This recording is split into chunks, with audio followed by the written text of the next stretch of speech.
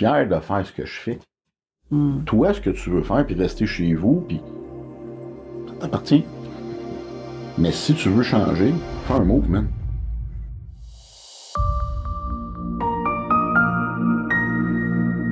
Alors bonjour, aujourd'hui je suis avec Steve Dubé. Bonjour Steve. Salut. Ça va bien? Ça va toi?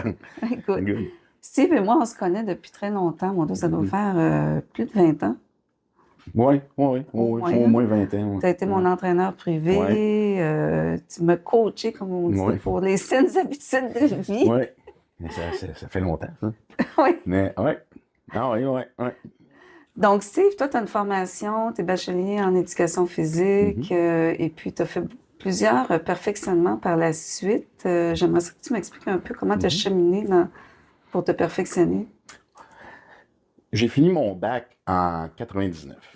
Fait que ça me rajeunit pas.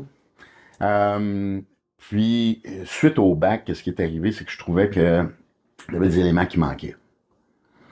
Comment tester, comment évaluer les gens, etc. Comment donner un programme d'entraînement, parce que c'est ça qui est important. Tu peux pas donner un programme d'entraînement n'importe comment. Fait que je me suis dit, attends une minute, là. Il y a une composante métabolique, il y a une composante biomécanique. Fait que je suis allé étudier aux États-Unis, puis c'est là que j'ai rencontré, là je fais une histoire condensée, c'est là que j'ai rencontré probablement on va dire ça comme ça, un des plus grands entraîneurs qu'on a pu avoir dans le monde, parce que Charles Poliquin, son nom c'est Charles Poliquin, natif de Ottawa, mais il a déménagé aux États-Unis. Et Charles avait des méthodes un peu non conventionnelles pour les testings puis les trucs comme ça. Fait que le premier cours que j'ai fait avec Charles était en 93. Ouais, c'est ça. Puis de 93 à 2007-2008, j'ai fait toutes ces formations.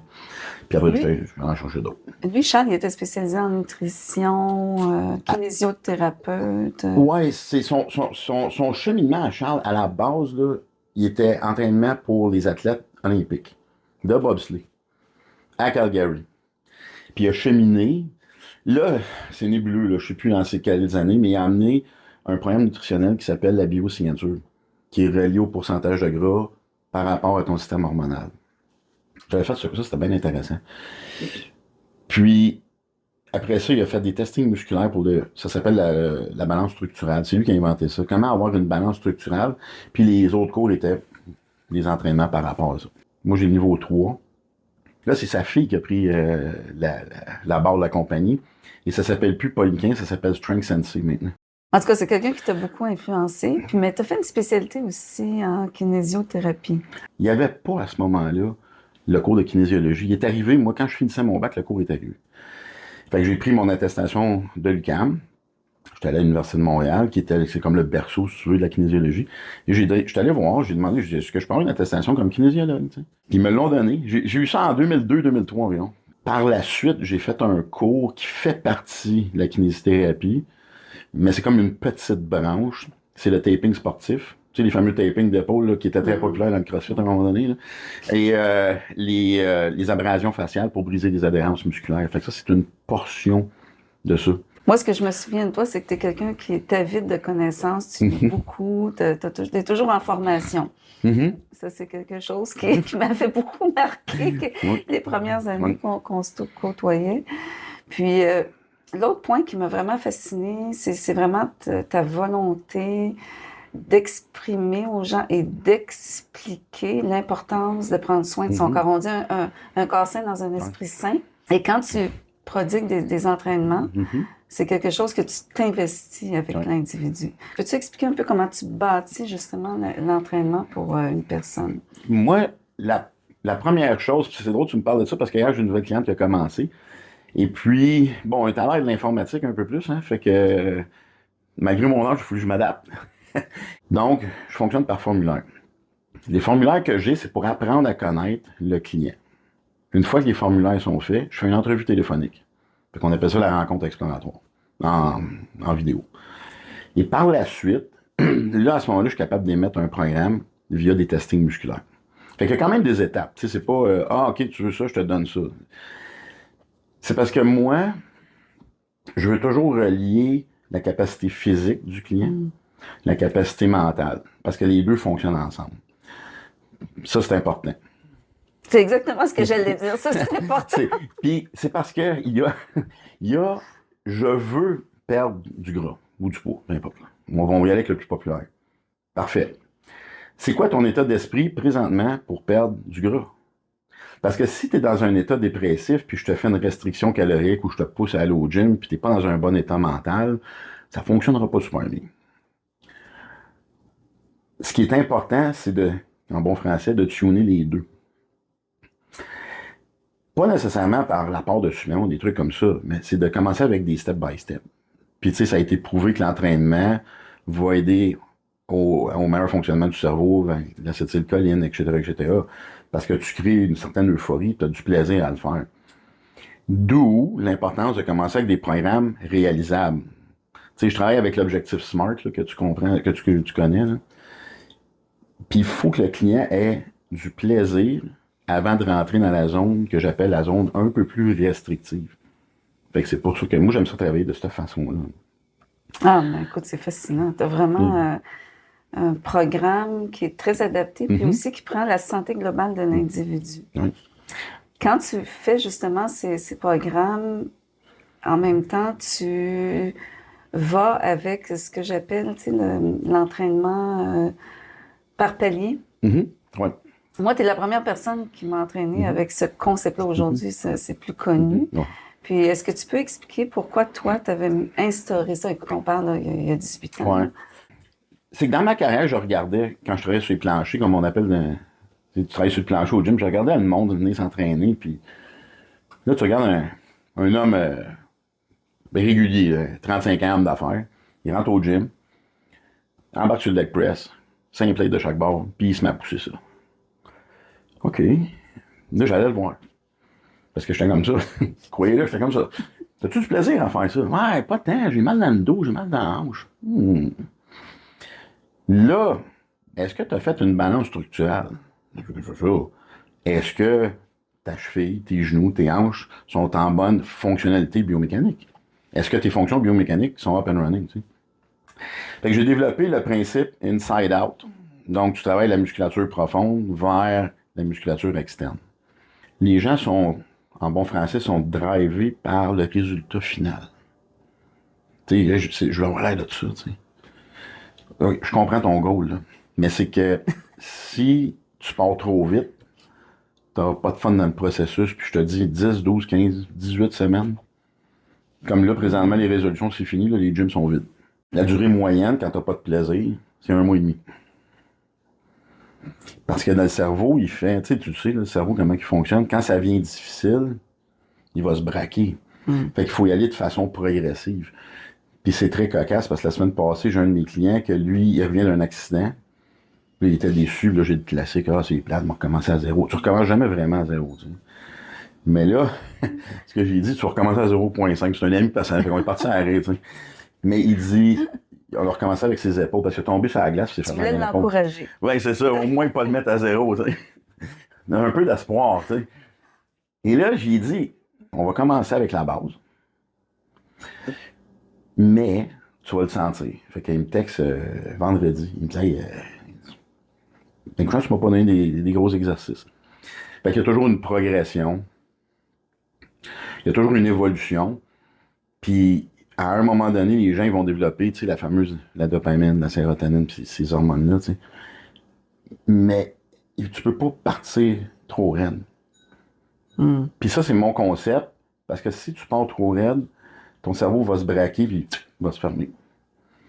Tu sais, c'est ce que je dis aux gens, tu sais, les fameuses douches froides, là, c'est super populaire, là. Ben, ou les bains de glace, peu importe, là. Moi, je l'ai fait. Puis il n'y a pas personne qui peut me faire à croire que c'est agréable de te garrocher dans la neige quand c'est froid. À force de le faire, là, tu fais, hey, c'est le fun, c'est plaisant, j'aime ça, tu sais. Puis c'est comme l'entraînement. Là, ce que je vais dire, il y en a qui ne seront pas d'accord, mais écoutez-moi comme il faut. La façon dont ton cerveau est bâti, quand tu t'en vas au gym, là, fondamentalement, ton cerveau, quand tu es chez vous, tu pars avec ton sac, là, il s'en va, il dit, ça me tente pas d'aller là, là. C'est pas d'aller t'entraîner que ton cerveau a du plaisir, c'est quand tu sors du gym, le bien-être que tu as. Fait que c'est ça que le cerveau, il crave. Parce qu'aller en dessous d'une barbell, puis pousser 300 livres de bench press, ou 400 de squat, ou peu importe, c'est pas toujours le fun. J'aime beaucoup la notion que tu parles parce que il faut donner vraiment la ligne conductrice qui va dire, en persistant, vous allez ressentir des bénéfices. Puis l'importance aussi d'expliquer même, tu sais, souvent, on prend pas le temps d'expliquer aux gens comment le cerveau fonctionne. Puis justement, quand on va sécréter les hormones qui rendent joyeux, qui rendent heureux, qui vont vraiment dire, ah, c'est ça qui fait que comment je peux faire plaisir à mon corps, c'est pour ça que je m'entraîne. Puis c'est sûr qu'il y a des gens peut-être qui vont développer ce bonheur-là de se rouler dans la neige plus rapidement ou de faire de l'exercice tough plus rapidement, mais tout le monde peut y arriver. C'est ça qui est important. Oui. Si je fais un parallèle, demain matin, rares sont les gens qui vont me dire qu'ils n'aiment pas manger un dessert. Fait que tout de suite, tu prends ton sucre. Qu'est-ce que ça m'apporte dans le long terme? Parce que le sucre, ben ça c'est comme moi je le vois, là. Le sucre c'est du court terme. Tu manges, satisfaction immédiate, 1 heure après, c'est fini. Prends juste les places à déjeuner. Là, à cette heure-là, c'est bourré de monde. Là. C'est un plaisir immédiat, tu comprends? Mais qui va être au gym à midi à 1 heure? Personne. Parce que c'est pas un plaisir immédiat, c'est dimanche, ça me tente pas, tu sais. Fait que tu développes, et ça, c'est ma croyance, c'est ma carte du monde. Il faut que tu développes une routine. Si t'as pas de routine, ça fonctionnera jamais. Je partage ton opinion, hein. C'est bien. Je suis bien d'accord avec toi. Il y a une étude que j'ai lue au mois de novembre. Ça n'a pas rapport à l'entraînement, pas en tout. C'est les employés qui sont libres de faire 40 heures comme ils veulent versus les employés qui sont mandatés de faire un 40 heures obligatoire de 6 heures à 2 heures. C'est un shift. La productivité de la même entreprise qui a un chiffre régulier, qui était plus élevé, je pense que c'était 20%, enfin, même 15 ou 20%, c'est beaucoup, là, versus le rendement aléatoire. Mais je ramène ça au gym. Si tu vas au gym lundi, mardi, jeudi, vendredi, mettons, l'horaire classique, ben là, je te dis, il faut que tu fasses 4 fois dans ta semaine, quand ça te tente. Moi, parce que la façon dont je fonctionne, c'est des check-in à tous les dimanches. Fait que les lundis, je reçois ça par email. C'est intelligent. J'ai fait le test, sûr qu'il faut que tu y ailles tel jour, tel jour, tel jour, tel jour, mais trouve ton heure. Il y a un meilleur rendement. Si je ramène ça du côté bouffe, tu regarderas les gens qui sont le plus en forme, c'est des gens qui se donnent une routine de manger. Puis la plupart du temps, là, je dis pas toujours, là, c'est pas une normalité, là, mais les gens qui sont plus gros en embonpoint mangent quand ils ont le temps. Fait que tu sais, ton cerveau, c'est ton governor qui décide de tes actions. As-tu une capacité analytique? Est-ce que tu es impulsif? Est-ce que tu es capable d'avoir un bird's eye view de la situation? T'sais, tout est relié, tu sais. Puis le cerveau, il fait des associations super rapides, là. C'est pas long, là. Tu sais, situation de merde, je mange comme de la merde. Une belle situation, je mange bien. Oh. Tu sais, t'amèneras pas une fille une première date chez McDonald's. Parce que t'es en euphorie, t'es bien, tu vas trouver un bon restaurant. C'est un peu drôle, là, mais c'est vrai, c'est ça pareil, tu sais.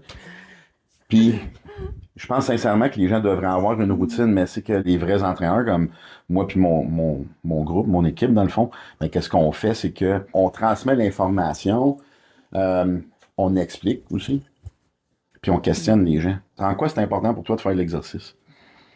Ça, c'est la question que je pose le plus souvent à mes clients qui débutent. Puis c'est la question que j'ai le moins de réponses. Puis, est-ce que tu peux, à travers cette question-là, peut-être faire cheminer la personne dans sa réflexion? Tu sais, en quoi c'est important, mais oui, c'est important. Ouais. Parce que, avant qu'on débute tantôt notre interview, on parlait des saines habitudes de vie. Tu sais, je pense que toi puis moi, on est des gens qui préconisent les bonnes habitudes de vie parce qu'on sait l'impact que ça peut avoir autant sur sa santé physique, mais sa santé mentale, puis ce qu'on souhaite. Je pense qu'on partage tous les deux ce souhait-là, c'est que les gens, justement, endossent et incorporent dans leur quotidien des saines habitudes de vie. Parce qu'on sait qu'à ce moment-là, ça peut diminuer la prévalence de certaines maladies, même au niveau des maladies dégénératives, la santé mentale. Puis d'ailleurs, explique-moi un peu, toi, tu as sûrement eu des témoignages de gens qui ont fait des entraînements avec toi, puis tu as vu le rehaussement de leur perception par rapport à eux-mêmes et leur santé mentale. Oui, puis je vais revenir à une situation que ça me tente pas de ramener, mais bref, c'est parce que c'est plus facile de mettre en contexte. C'est que moi, pendant le COVID, j'avais une mission. C'est d'aider le monde. Pendant le COVID, j'avais mon gym. Mais moi, je suis resté ouvert. Mais c'est un gym privé, par exemple. Tu sais, ça, il faut faire la différence, là. Fait que, tu sais, moi, c'était du privé, il y avait peut-être avec 2 à 3 personnes à l'heure dans le gym. Mais ça m'a marqué parce qu'à un moment donné, via mon site web que j'avais, il y a quelqu'un qui m'a rejoint. Il dit, là, présentement, là, il dit, moi, je suis enfermé chez nous, puis ça fait le pas, là. Il dit, je me suis toujours entraîné, j'ai toujours fait des diètes, j'ai toujours bu genre 4 litres d'eau par jour, puis je dis, OK. Il dit, je pense que ma planche de salut, c'est l'entraînement. Moi, j'y croyais. Tu sais, j'y croyais. J'ai fait, c'est sûr, c'est sûr. Puis, à un moment donné, il a commencé à s'entraîner. Puis, nous autres, c'était un gym qui était ouvert 24 heures, ça avait une chip pour ouvrir la porte. Fait que moi, je regardais les entrées 2 fois par jour, 7 jours semaine. À un moment donné, je l'appelle, je dis, tu trouves pas? Donc, il dit, ça me remet en vie. Fait que ça, j'ai fait comme, c'est incroyable. Et au même moment, il y a eu une journaliste de Radio-Canada, non, La Presse, qui m'a appelé, je me souviens plus son nom. Elle m'a dit, est-ce que vous croyez, c'est un peu la même question, que les centres d'entraînement devraient rester ouverts pour la santé mentale des gens? Je dis, là, présentement, c'est même plus une santé physique là, qu'il faut aller chercher pendant le COVID, c'est une santé mentale. Le physique, ça va être comme en arrière, ça va être le byproduct, tu sais, comme on dit, la conséquence. Parce que tu crées des nouvelles connexions nerveuses. À chaque fois que tu t'entraînes, tu sais, la neuroplasticité. Ben oui.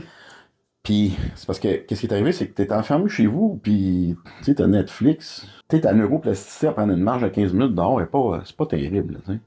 Je savais que l'entraînement n'était plus, dans cette période-là qu'on a vécu du COVID, c'était plus nécessairement la shape. C'était la shape. Puis ces gens-là, là, se sont élevés, là. Puis à un moment donné, ben, quand on a réouvert à temps plein, ben, ils ont continué les habitudes, là. Ils ont continué, puis j'étais encore en contact avec ce gars-là. Puis là, il a son gym. Il a déménagé dans l'ouest de la ville. Puis il dit, la seule affaire qu'il y a, c'est que j'ai tombé sur une plaque de glace l'hiver passé. Puis il dit, j'ai eu mal dans le dos, tu vois, mais il dit, là, je suis heureux. Il s'est retrouvé un job. Puis ça, pour moi, c'est une plus belle victoire que quelqu'un qui a perdu 25 livres de gras. Ouais. Parce que je crois sincèrement que les maladies mentales, tu sais, il y en a beaucoup, là. Mais, tu sais, on peut pas j'aime pas vraiment le mot guérir, mais on peut peut-être stabiliser, améliorer, mettre une forme de condition, puis créer des habitudes où ce que les gens vont dire, ah, j'aime ça, c'est le fun. Puis, les gens ont comme plus tant de passion, fait que ça peut devenir pour les gens. Ben, moi, c'est une passion encore, l'entraînement, tu sais. Mais je pense qu'il faut créer des liens avec des passions qui vont faire que notre cerveau va dire, hey, ça me fait du bien. Ouais. Au lieu de lâcher les petits gâteaux, là, puis les sacs de chips, là, tu sais. Mais ça peut rester un plaisir pareil, là, mais... C'est vraiment, vraiment une discussion passionnante. Puis, je suis certain que ce ne sera pas la dernière fois, ça, c'est sûr. C'est sûr. On va en prendre d'autres comme ça. Merci beaucoup. Merci, Brigitte. Ouais.